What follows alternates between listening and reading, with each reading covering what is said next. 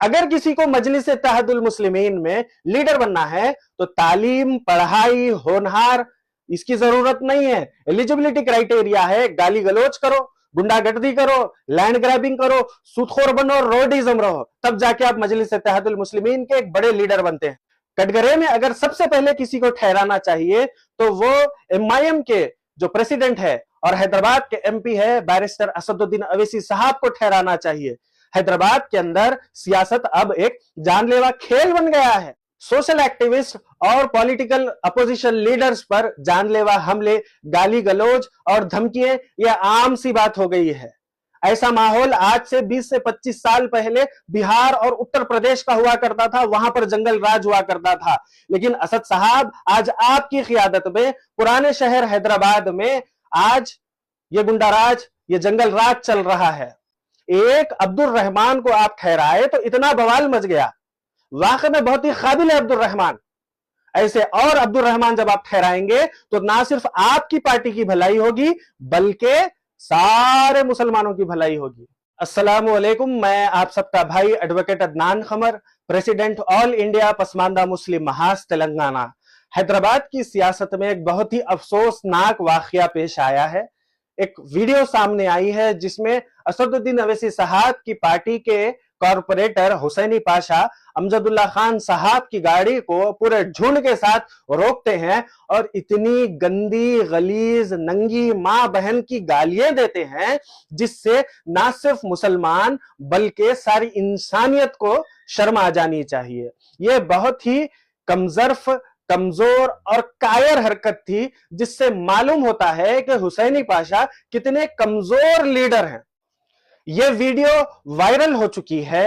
हैदराबाद के मुसलमान शॉक्ड हैं, कह रहे हैं कि यह कैसी सियासत है, यह कैसी क़ियादत है, यह कौन सी लीडरशिप है जो कौम के नाम पर वोट तो लेती है लेकिन अपने ही मुसलमान भाइयों को गंदी गंदी गालियां देकर जलील करती है। मेरा सवाल है असदुद्दीन अवैसी साहब से, कटघरे में अगर सबसे पहले किसी को ठहराना चाहिए तो वो एमआईएम के जो प्रेसिडेंट है और हैदराबाद के एमपी है बैरिस्टर असदुद्दीन अवैसी साहब को ठहराना चाहिए।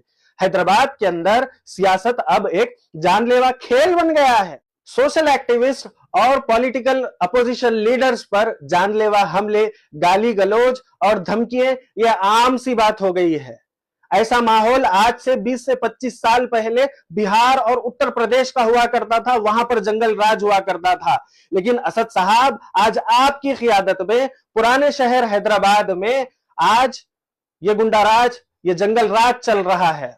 आज हैदराबाद पार्लियामेंट चंबल की घाटी बन चुकी है। अगर किसी को मजलिस इत्तेहादुल मुस्लिमीन में लीडर बनना है तो तालीम, पढ़ाई, होनहार इसकी जरूरत नहीं है। एलिजिबिलिटी क्राइटेरिया है गाली गलोच करो, गुंडागर्दी करो, लैंड ग्रैबिंग करो, सूदखोर बनो, रोडिज्म रहो, तब जाके आप मजलिस इत्तेहादुल मुस्लिमीन के एक बड़े लीडर बनते हैं। असद साहब, ये सब देखकर जो पढ़ा लिखा आम नौजवान है ये सियासत से दूर होता जा रहा है।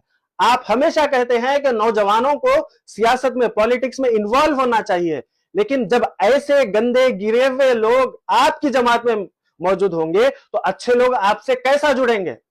मैं जानता हूं आपकी जमात मजलिस इत्तेहादुल मुस्लिमीन में कई कॉरपोरेटर्स बहुत ही मेहनत से अच्छा काम करते हैं, कई एमएलएस हैं जो बहुत ही अच्छा काम करते हैं, लेकिन हुसैनी पाशा के जैसे लोगों की वजह से ना सिर्फ जमात बल्कि पूरी मुस्लिम क़ियादत, जितने भी मुसलमान हैं उन सब के ऊपर कलंक लग रहा है कि ये मुसलमाना इत्ते केच है और अच्छे लोग, काबिल लोग सियासत से और खासतौर पे आपकी जमात से दूर होते जा रहे हैं। असद साहब, आप खुद सोचिए कि ये कौन सी क़ियादत है। आप हमेशा कहते हैं कि मुत्तहिद हो जाओ। अरे किस बात पर मुत्तहिद हो? गाली गलौज पर, यह गुंडागर्दी पर? आज मुसलमानों को एक नई सोच की जरूरत है, ऐसी सोच जिसमें एक दूसरे की इज्जत हो, आगे बढ़ने का जज्बा हो और एक मुसलमान दूसरे मुसलमान की इज्जत की, आबरू की हिफाजत करे, ना के गाली गलौज करके जलील करे। आप जाकर देखिए तेलंगाना में दूसरे कम्युनिटीज भी हैं। रेड्डियों का एग्जाम्पल लीजिए, रेड्डी हजरात जो हैं आपको बीजेपी में भी बड़े बड़े पोजीशंस पे मिलेंगे, कांग्रेस में भी मिलेंगे, बीआरएस में भी मिलेंगे। ये लोग अपने पॉलिटिकल डिफरेंसेस रखते हुए भी, लेकिन जब रेड्डियों की अपने कम्युनिटी की बात आगे आती है तो एक हो जाते हैं, इनके संगमा होते हैं। ये लोग साथ में बैठ के अपनी कम्युनिटी को कैसे आगे बढ़ाना है इस पर बात करते हैं। गौट कम्युनिटी से आप सबक लीजिए। लेकिन अफसोस के साथ कहना पड़ता है कि मुसलमानों की सियासत, मुसलमानों की क़ियादत बहुत ज्यादा पीछे हो गई है। अगर इसको रेक्टिफाई नहीं किया गया तो देश तो आगे बढ़ रहा है, हम पीछे के पीछे जाहिल के जाहिल रह जाएंगे। जो आवाज जहालत से, गाली गलौज से उठती है वो ज्यादा दूर तक नहीं जाती, लेकिन जो आवाज तहजीब से, इज्जत से आगे बढ़ती है उसको सब सुनते हैं। तो मुसलमानों को ऐसी क़ियादत ठहराने की आज जरूरत है।